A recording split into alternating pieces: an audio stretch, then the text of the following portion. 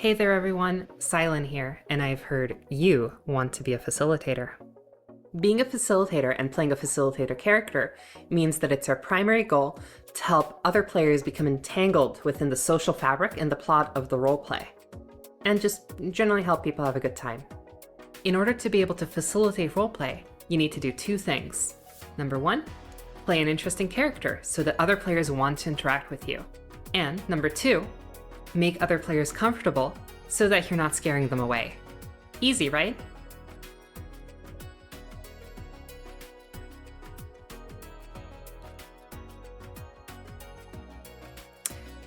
Okay, maybe there's a little bit more to it than that. So, how do we play an interesting character and what does that even look like? Well, there are three things that we gotta do. First things first, our character has to be extraordinary. Extraordinary in this case literally just means more than ordinary. Imagine a real person and imagine what sort of activities that person might get up over the course of the month. Now imagine that 1 month of mundane and ordinary activities and squeeze it down to a week. Actually, we can keep squeezing, we can squeeze it down to just a day. And I don't care if you pick the most boring and ordinary person in the world, if you take a month's worth of activities and squeeze it down to a day, all of a sudden, this person's life is super action-packed. You could even say extraordinary. Importantly, extraordinary does not mean exaggerated. In fact, we'd like to avoid exaggeration. If you have a super exaggerated characteristic, it's going to be funny the first time you play it. It's going to be slightly less funny the 10th time, and it's going to be straight up annoying the 100th time. So we'd like to avoid exaggerating our characters. This is actually really similar to what we want to do in roleplay in general. Because, I don't know about you, I'm pretty sure most of us don't roleplay 24/7. Instead, it's probably more like once a week for 4 hours. And ideally, our character can get up to a whole week's worth of cool and exciting activities in those 4 hours. Number two, facilitator characters must be fascinating. This means that facilitator characters must draw and hold other players' attention. After all, players need to want to interact with us in order for us to be able to work with them at all. Fascination is a function of how much other players are observing us, rather than a function of how outrageously we're playing our characters. Remember, no exaggeration. What this means is that when we're creating our character, every characteristic needs to answer some questions about who our character is, and raise more questions so that we want to learn more about who our character is. As a good rule of thumb, if you are super interested in learning more about your character, then they're probably fascinating. Remember, play the character that you are the most enthusiastic about, rather than the character that you feel like you should play. And everyone in the roleplay will benefit, as you'll be playing a super fascinating character. And finally, facilitator characters should be intuitive and identifiable. Identifiability is actually literally the same thing as character exposition. Wear your exposition on your sleeve. The more intuitive your character is, the less time you'll have to spend explaining to others who they are, and therefore, the more time you'll be able to spend actually role-playing with them. Just think about what you're doing right now during this video. Even if you're in this room right in front of me, since I'm giving a lecture, there's absolutely nothing you could do to interact with me, other than, interrupting me, of course. And it's much the same while you're explaining who your character is to other people. So, in other words, communicate as much information as possible through your character's appearance and your body language. That way, exposition can start even before you start talking to someone. And that's how you make an interesting character. Easy, right?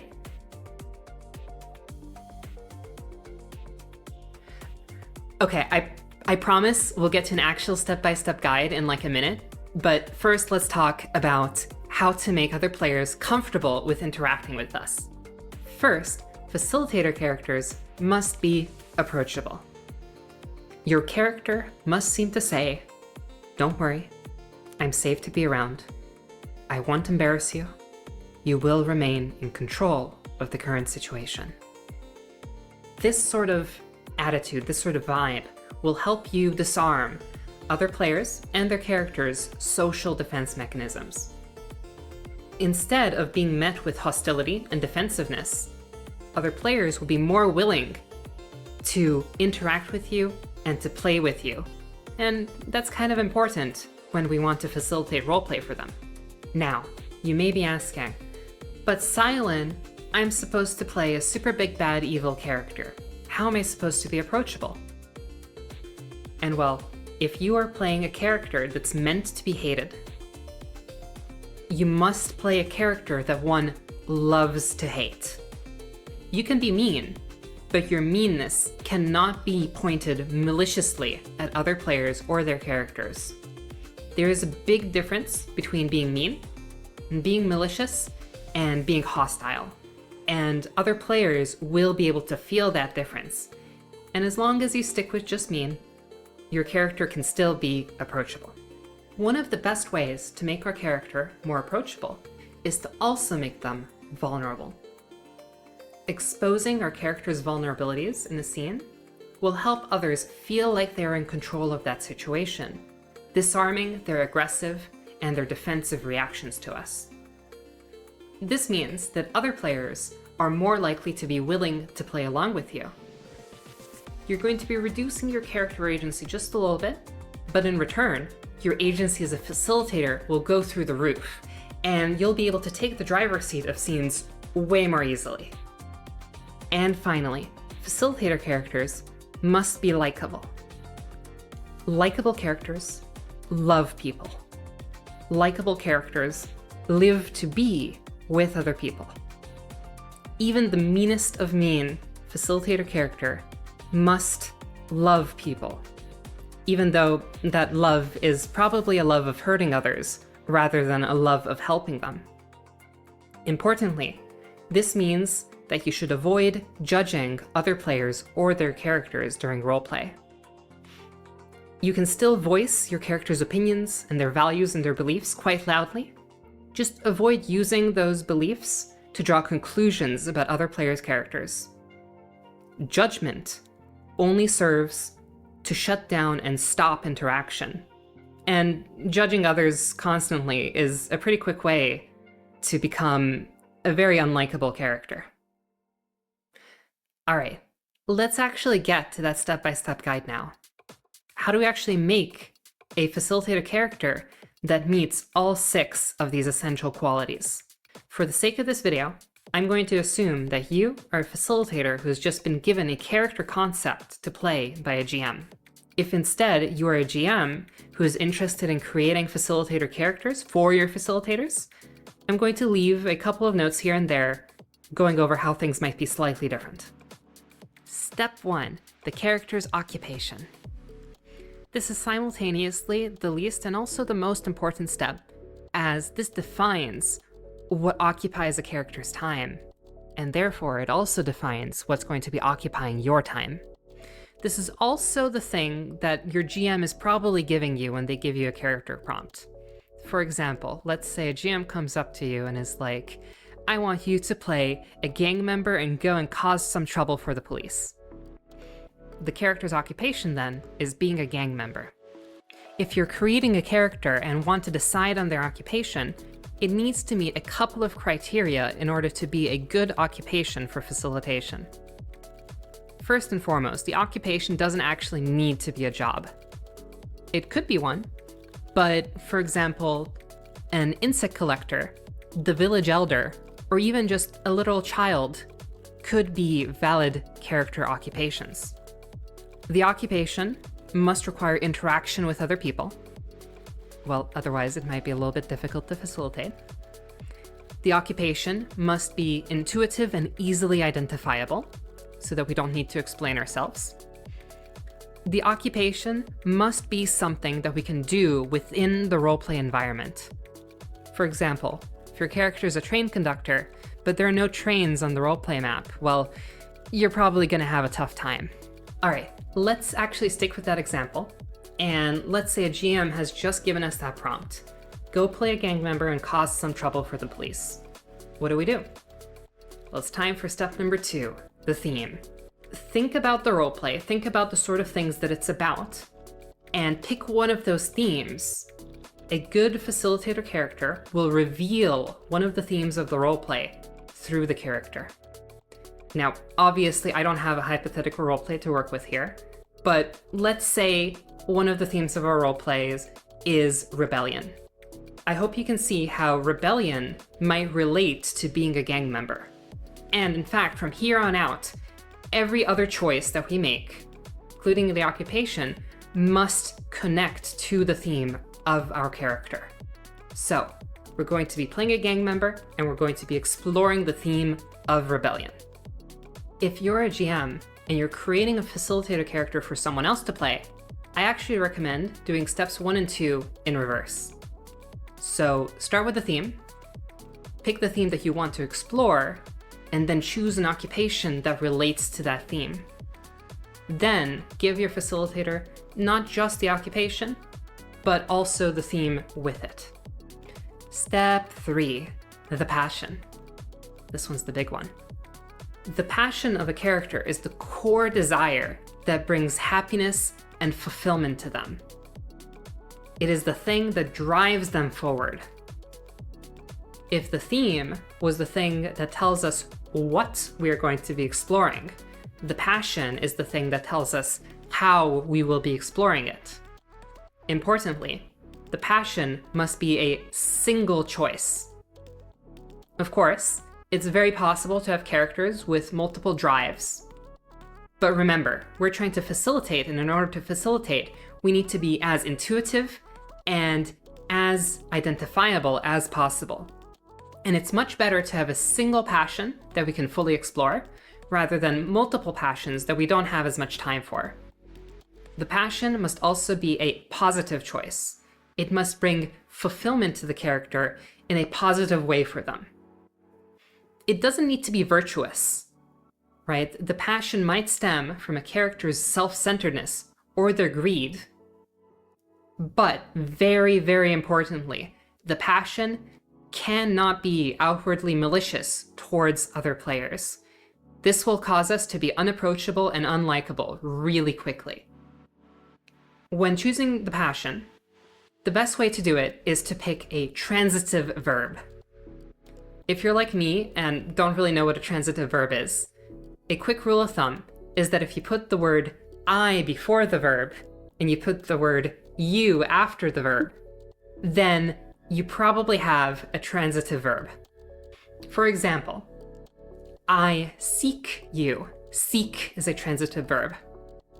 Some other examples include I search for acceptance. I defend the weak. I demand respect. Search, defend, and demand are all transitive verbs.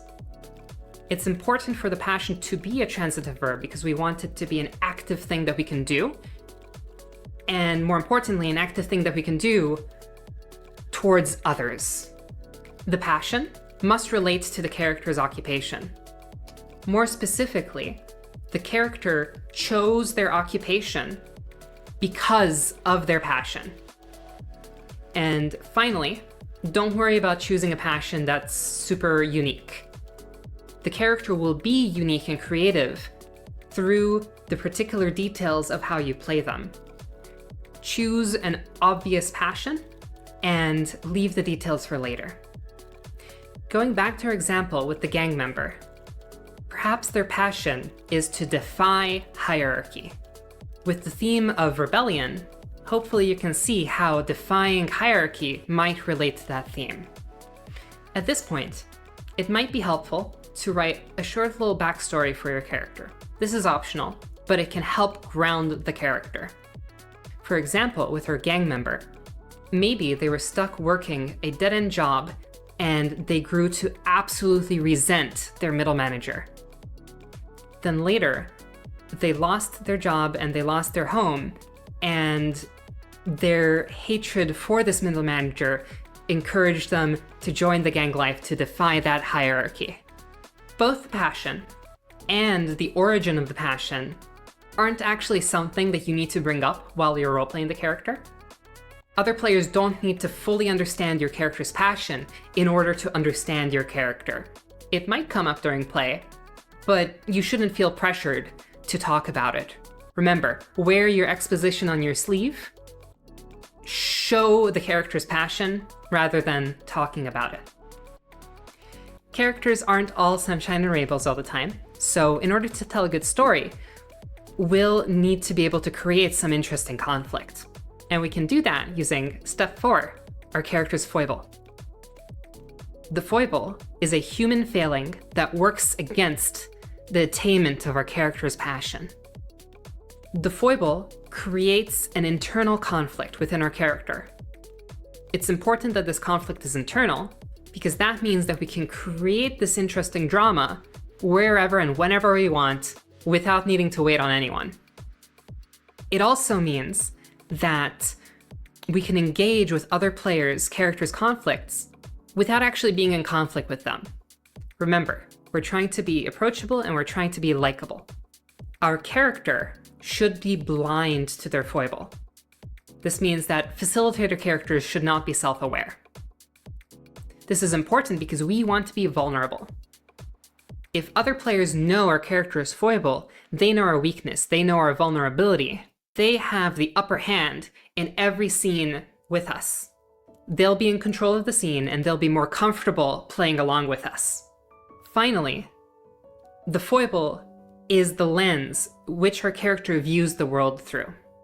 This is the filter through which their ideologies and their beliefs are formed. Let's go back to our gang member. Remember, their passion is to defy hierarchy, so their foible must actively work against that. Perhaps our character is especially gullible and easy to manipulate, which often lands them in situations where other characters are above them.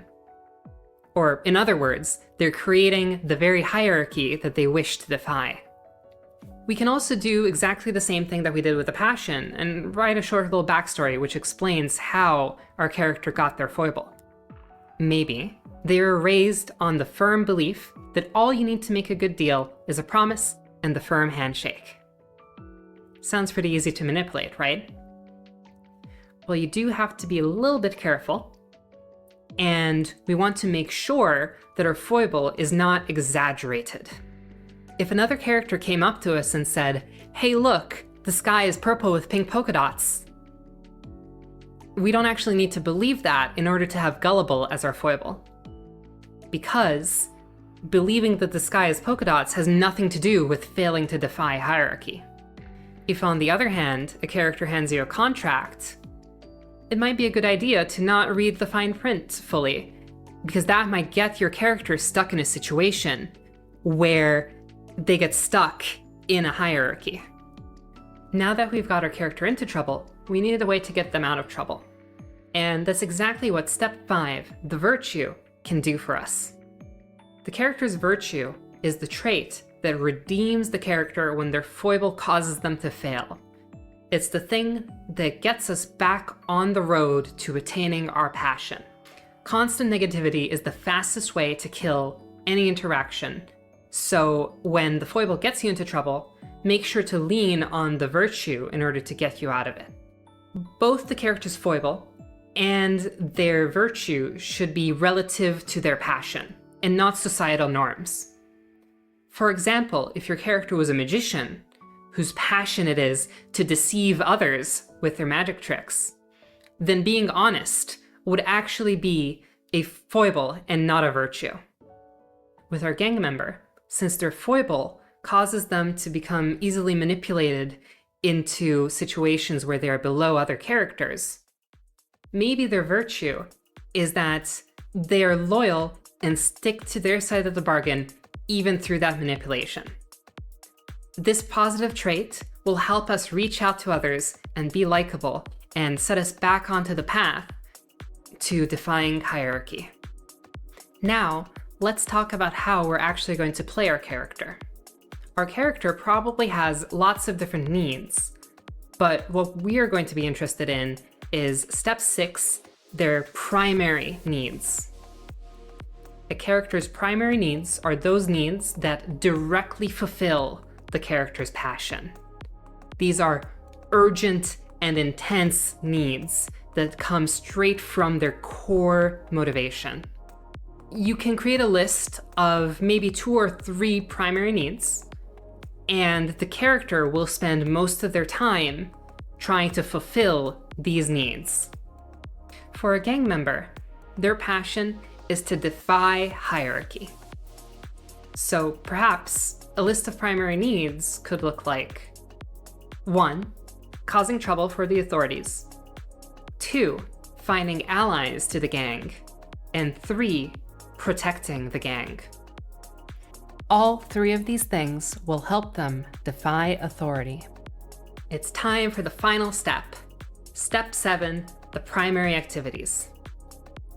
Our character's primary activities are a list of different activities that we can actually do during the roleplay that all relate to our character's occupation, their theme, and require interaction from others. We want to make sure that every activity in this list also reveals our character's passion and helps them fulfill their primary needs. It's also important that the character themselves actually wants to do these activities.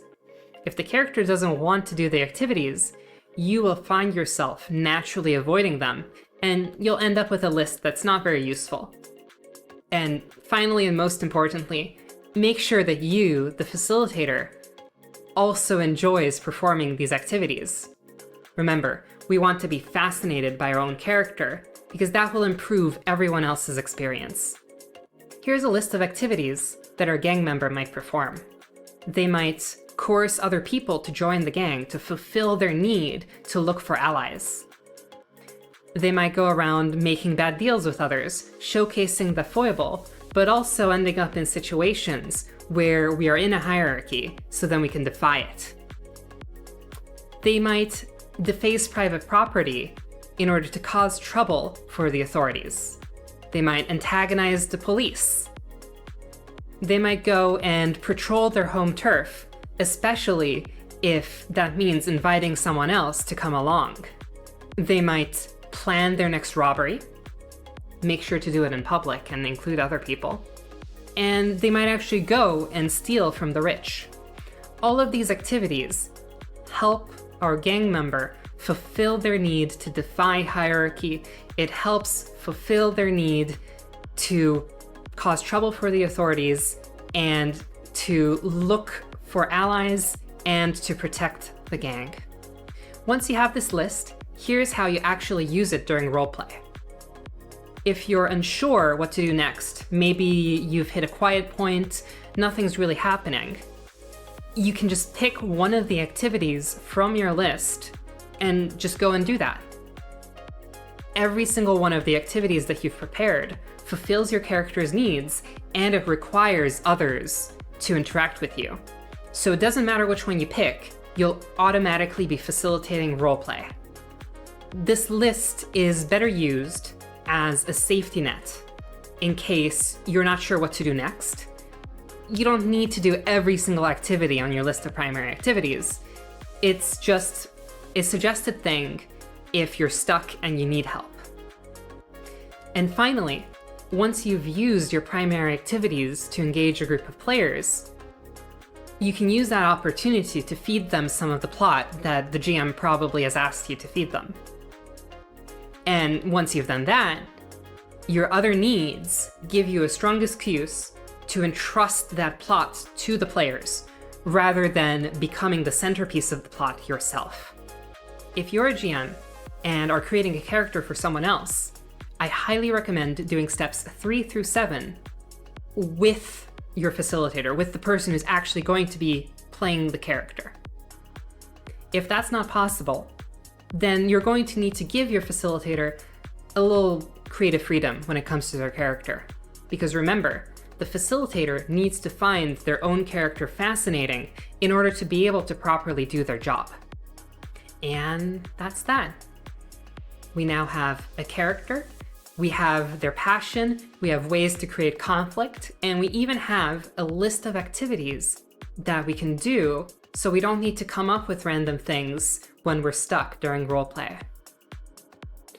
I've included a list of example characters in the description of this video, and I would also like to credit the book, The Art of Play by Garry Izzo, as this whole guide is basically just chapters 6 and 7 from that book, just a little bit reworded so it makes more sense in the context of VR roleplay.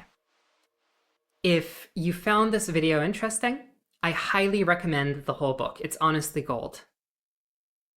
Anyway, thank you for watching, and I hope this helps create characters that will allow you to facilitate roleplay for others.